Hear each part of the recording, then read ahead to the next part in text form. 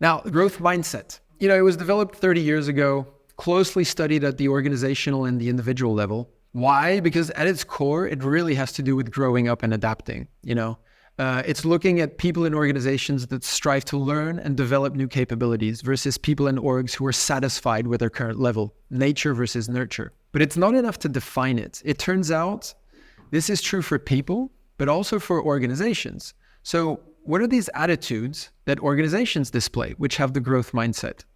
Well, one example is believing that rather than having a limited handful of star employees that will be highly valued, within growth mindset organizations, value is shared across a larger number of people. Second characteristic we've identified is within fixed mindset organizations, planning is more rigid. Waterfall approaches and innovative thinking is much slower, as opposed to growth mindset organizations that have more risk-taking, more psychological safety, less fear of uncertainty, better at coping with uncertainty. And finally, within fixed mindset orgs, we tend to hire more from outside, to buy talent, as we call it, emphasize applicants' credentials or past accomplishments. Whereas within growth mindset organizations, we're more likely to hire from within our own ranks and to value potential, capacity, and a passion for learning.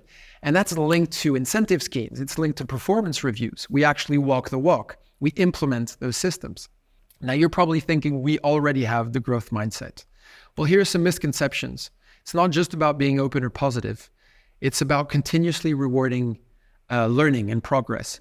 It's also not just about rewarding effort, but also about rewarding actual learnings based on this effort. And then third of all, it's not just about thinking this will happen naturally just because we agree that it's important, but it's also about taking concrete actions as leaders to make sure we enable this growth mindset within the organization.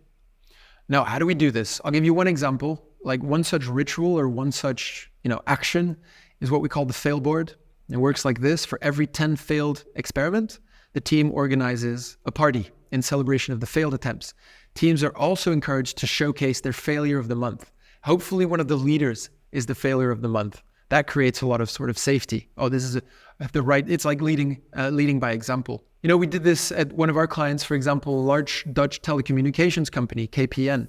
After implementing a fail board and a win board, by the way, behavioral change started to happen within the organization. So learnings from failures were for the very first time in KPN's history admitted in public during live events. Failure slowly started to be accepted. It was okay to take more risks. Rather than discussing for hours, a let's test this approach began to be adopted. A growth mindset began to be adopted. And of course, many other things need to happen. But first, based on everything I've shared up till now, I'd like to ask you a question. How much do you as a leader enable your teams to embrace a growth mindset in their daily business? Is it all of the time, often, sometimes, rarely, or not at all? Just ask yourself these questions. If you're in a leadership position, how much do I as a leader allow my teams to embrace a growth mindset in their daily business? And if I'm part of a team, how much does our leadership allow this?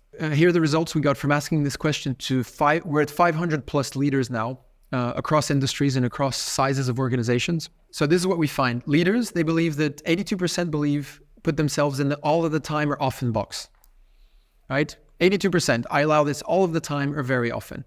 What happens when we ask team members? 14% say that they are enabled by their organization to embrace the growth mindset. And these are companies where, we came in, we gave inspirational sessions and talks about the growth mindset and experimentation.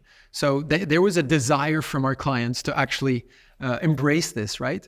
And this is this gap that we see. We continuously see this, a perception and reality gap between leadership and between the actual teams. Hence an often unseen sense of urgency, because we believe this is the basis of everything, this growth mindset.